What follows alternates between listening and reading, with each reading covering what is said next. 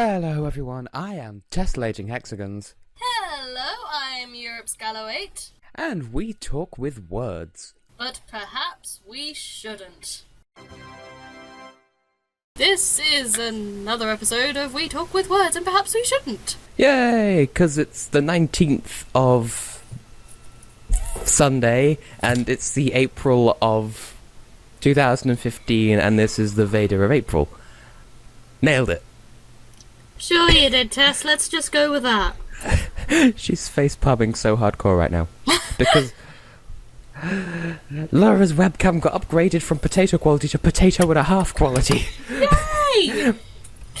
And speaking of potatoes, I had the random idea of having this week's podcast be about the vaguely topical Don't Hug Me, I'm Scared series, and possibly other horror things if we get around to it. Yeah. Laura here has seen, like, one and a bit of them. I believe you've seen the first one and then, like, a bit of one of the others, is that right? Yeah. I think everyone's DHMIS experience is a little bit different, and that's why I think it's worth talking about, because we're not going to plumb the depths of what each episode means. We're just going to discuss it and see where it goes and see what we have to say, because like, whether you find it terrifying or interesting, it's still kind of a fascinating thing, because it's just so weirdly written. Like, it works, but it's also like fuck. It works, but like fuck. Okay. Description of the day by Tess. Anyway, I have only seen the first Don't Hug Me, I'm Scared, like, all the way through, and it was interesting, it was weird, and it kind of frightened me a bit, which was kind of why I was so, like, set on not seeing any more, because reasons. I get frightened far too easily. But yeah, it's true. Sometimes we'll open Skype and I'll just be like, "Hey," and she's like, "Ee!" I can't go that high, but that's the sort of noise that you make. Yeah, I get frightened, like, really easily, and then I think, like, a few weeks ago, Zrum, lightsaber guy.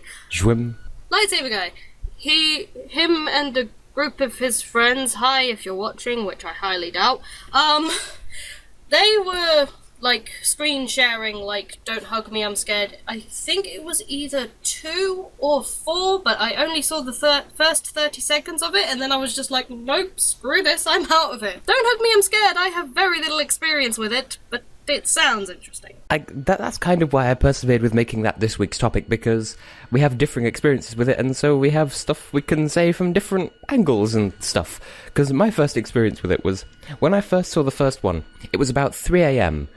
You know, that time of day where you're not sure what's real. And I was watching Channel 4 for some reason, and they used it as some filler at like, it must have been like 5 to 3, maybe 5 to 4 in the morning. And it was that sort of time of day anyway, so I wasn't entirely sure if it was real or not, because it was just that messed up. Okay. Sounded like you're going to say bukkake. No. There's definitely no bukkake involved. To the series' credit, like, they write it so that it does feel like a fever dream. Like, there are so many dream things that, like there's moon logic in there that you don't question it until, like, afterwards. Like, it feels like it would be something you'd see in a dream. And I've been having some fucked up dreams lately. So have I. Like the flesh-eating cannibal cult of Bow Wow Dragon Palace. Fun times. Sounds interesting. More so than my messed up dreams, at the very least. And no, I am not bringing the TAPDs into this. I was going to say, when you dream hardcore, you dream pornographic hardcore. Yeah. Featuring myself and Alex. She ships us, what can I say? Yes, I think everyone except for one person that I know of doesn't ship you. Hi, if you're watching! Why don't you ship Tess, Alex? Because they're adorable. Because Portuguese. Yes, an entire flock of Portuguese. Anyway, Flying in a Portuguese formation. Anyway, we're getting incredibly Flying off topic. Portu south for the winter. Yes, we are. Right, I don't have anything further to say on Don't Hug Me, I'm Scared. So, Tess. Well, I will plug a little bit of it, because it's 19th of April today, which means that like 2 months from now will be the date that keeps recurring in all 4 of the videos. I mean, they're going to be 6 in total because of that Kickstarter thing. They're going to do 6 episodes in total, and the 19th they all happen on the 19th of June, and the symbolism of 1906 keeps recurring. So 19th of June, I feel like it's probably based on when they released the 4th one. I think the 5th one's going to be around the 10th of May, and then the 6th one will be the 19th of June, and then we'll find out what the fuck that date means. It's so full of symbolism and creepily weird shit. But, like, what exactly is it about the things that make you know about? I don't know. I mean, I watched the first one. I think that was where green is not a creative colour came from. I watched the first one because someone, I think it was my sister, kept saying that green was not a creative colour. And then she told me where that came from. So I watched the first one. It was interesting. And then I can't explain it. It's been a while since I watched the first one. But it was just so creepily weird. It started getting creepily weird, and then it just ends with, "We're not gonna do anything creative again." And I'm just sort of like, what? I think it just... I think it's a testament to how well that they can write. Becky Sloan and Joseph Pelling, I think their names are. They're really good writers and really good directors.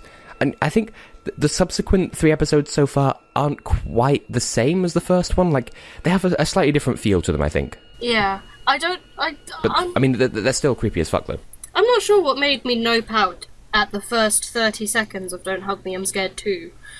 But I just sort of was just like, nope, I'm not sitting through this. Part of it is the anticipation, like you know something fucked up is going to happen. And again, that's a testament to their skill of writing and things. Yeah. And their propensity to use meat and blood and maggots and shit. Well, not shit, but, you know, body horror. Yeah, I'm not one for body horror, like, at all. I am incredibly squeamish. So am I. Like, I'm the same way, but the way they do it is effective, though. It's not just like... It's not like the Saw films where it's blood and mutilation for the sake of blood and mutilation. It's like, here's some creepy shit. Fuck you. Kids' TV show, except fuck you. Yeah. I remember in high school, there was like sort of a break between exams where we went into classrooms and was supposed to do revision before our exam. And then our English teacher was just like, let's put a film on. And she put on Psycho. Yeah, 'cause that's something we need to see before taking an English exam. Well, I can't exactly say I had a comparable experience because I was in a situation like that, except I was just sort of sitting there staring at a desk, and I think I passed out for like half a second. And I was falling, except I wasn't falling anywhere, and the guy sitting next to me was just like, bruh. And I was just like, what? Yeah. Cool story, bro, needs more pickles. Yeah, I often feel like there's a part of me when I'm asleep that makes me feel like I'm falling through my bed, like I'm falling underground, and it just makes me feel so really, really creepy and weird. Anyway, I think... It may seem off topic, but it is actually kind of relevant, because like I said, you know, the Don't Hug Me, I'm Scared feels like it's written fresh out of a fever dream, so it's again, testament to the writing, because real dreams are fucked up, yeah! Yay! Well, this will surely make the next TAPD very interesting. Anyway, I think the reason why I'm so easily frightened, because I was having a discussion with my boyfriend yesterday because you told me that we were going to talk about this for this podcast, and I was talking to him about it, and he just said, why not just talk about fear in general, because I get easily scared very quickly because I've lived a quote-unquote sheltered life and aren't very used to sort of this sort of scary sort of thing stuff that goes on, whereas my boyfriend, he sees a lot of this stuff in games, and he sees a lot of this blood and gore stuff in games, so he's sort of like gotten used to seeing that sort of thing, so it doesn't like freak him out as easily. But me, I've not seen a lot of it, so yeah. I suppose that's fair. Although I wouldn't say that you have like a sheltered life in the traditional sense, because I think I mentioned before, like at my high school, there was a guy who thought it was normal to pay like £30 for a calculator and 60 for a pair of used jeans. Like, bruh, You're going to die the moment you step out of your parents' house. £30 for a calculator. Is it like one of those scientific calculators? Because if it's one of those, I'd... Nope, just a regular calculator. Like, bruh, £5 maximum. Well, that sounds really stupid. I mean, unless it was a scientific calculator, why spend £30 on a calculator? Indeed. Anyway, I think we've said quite enough. So, I've been and will continue to be Tessellating Hexagons. I've been Europe's Gallowait. I'm holding a lemon. No. Okay. And we have spoken with words. But we really probably shouldn't.